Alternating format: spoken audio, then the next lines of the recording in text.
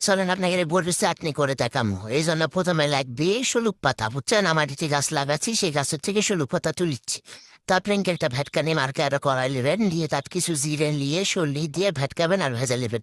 কাঁচামরিচ দিয়ে তেল দেবেন না, কোনো রকম তেল ছাড়া কাঁচামরিচ দিয়ে সর্লি দিয়ে লাড়বেন আর ভেটকাবেন। এটি যদি শলুক পাতা, আদা রসুন লাগবে, তারপরে গুড়, মরিচ, জিরা নিয়ে নেবেন। তারপরে পাতা নেবেন একটা, বুঝছেন? শিল পাতা নিয়ে সেটা জিরা আদা রসুন নিয়ে পিষতে থাকবেন। জোরে লাগাকে হাইও, জোর লাগাকে হাইও করবেন আর পিষবেন। তারপরে মিচেনা পরে দেবেন মরিচ, কাঁচামরিচ যেটা ভেজে নিলেন সেই কাঁচামরিচ, আর মোর প্রয়োজন মতো বা স্বাদ মতো লবণ দেবেন একটু, দিয়ে এটাও ডলতে থাকবেন। একেবারে অনেকক্ষণ থেকে ডলবেন আর ডলবেন, ঘুষতেই থাকবেন, ঘুষতেই থাকবেন। হয় না কে রে, কখন থেকে ঘুষিচ্ছে, হয় না কে?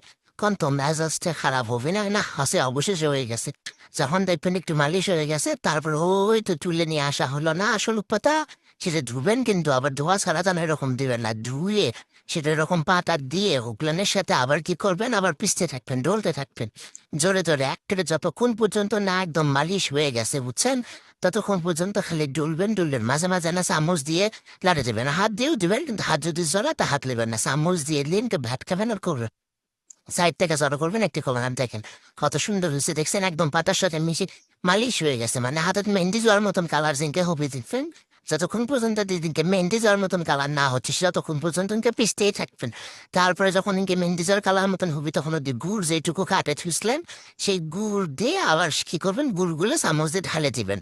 দেওয়ার পরে এই চামচ দিয়ে গুড় দেওয়ার পরে শিল দিয়ে ওর সাথে গুড়গুলো একটু পিষে নেবেন, বুঝছেন?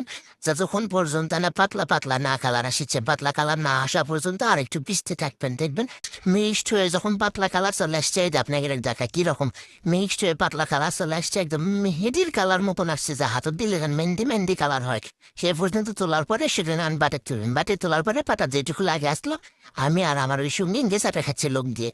এখন দেখেন কিরকম একটা ফ্লেভার আসছে চাটনির, ওয়াও এত সুন্দর, জি যে মজা ভাই, খাতে এত পরিমাণ মজা আর স্বাদ, আপনারা না খেলে বুঝবেনই না। এই জন্য এখন লাগবে কি, গাছের থেকে বড়ি যদি থাকে সেই বড়িগুলো পারবেন, ইচ্ছা মতো বড়িগুলো পারে নিয়ে আসবেন, বড় বড় সাইজের নেবেন, কাউসে কাউসে জানাবে তুলেন না, সুন্দর মতন বড়িগুলো তুলে সে বড়ির উপরকার যে বোটাগুলো থাকে সেই বোটাগুলো খুঁটাবেন, খুঁটে খুঁটে সবগুলো বোটা, একটা কিন্তু বোটা থোয়া যাবে না, বুঝছেন? বোটা কিন্তু খায় না মানুষ।